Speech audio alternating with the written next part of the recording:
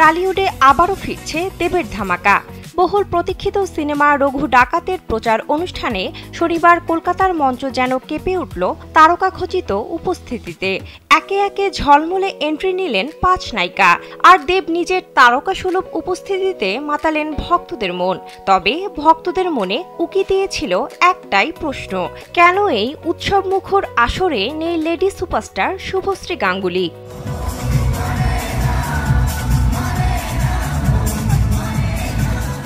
এখন যে কোনো ব্র্যান্ডের পুরাতন এসি বদলে নতুন ওয়ালটন এসিতে উপভোগ করুন 25% ছাড়। ভারতীয় গণমাধ্যম সূত্রে জানা যায়, ইন্ডাস্ট্রিতে 2 দশকের পথ চলা সম্পূর্ণ করলেন দেব। রঘু ডাকাত ছবির ট্রেলার লঞ্চের পাশাপাশি উদযাপন করা হলো এই নায়কের জীবনের সেই বিশেষ অধ্যায়ও।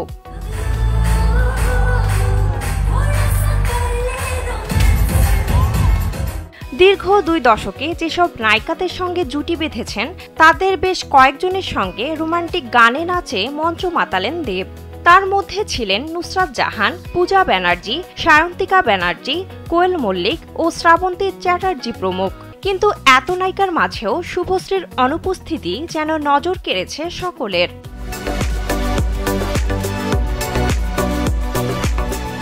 একসময় প্রেমের সম্পর্কে ছিলেন দেব শুভশ্রী।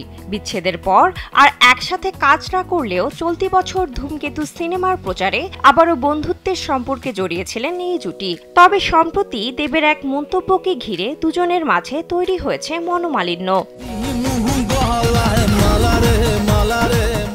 ধূমকেতু সিনেমা এখন তৈরি হলে 2 সন্তানের মা শুভশ্রীকে নায়িকার চরিত্রে দেব কাস্ট করতেন না। নায়কের এমন ব্যাখ্যা শুনে চটেছেন শুভশ্রী, দিয়েছেন পাল্টা জবাবও। তাই ধারণা করা হচ্ছে ঠিক এ কারণেই দেবের 2 দশক উদযাপনে উপস্থিত ছিলেন না এই অভিনেত্রী।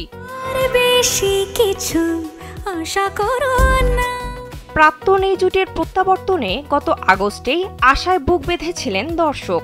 কিন্তু হঠাৎ দেব শুভশ্রীর এমন মনোমালিন্য ও অনুষ্ঠানে শুভশ্রীর অনুপস্থিতি যেন আবারও আশাহত করেছে তাদের ভক্ত অনুরাগীদের।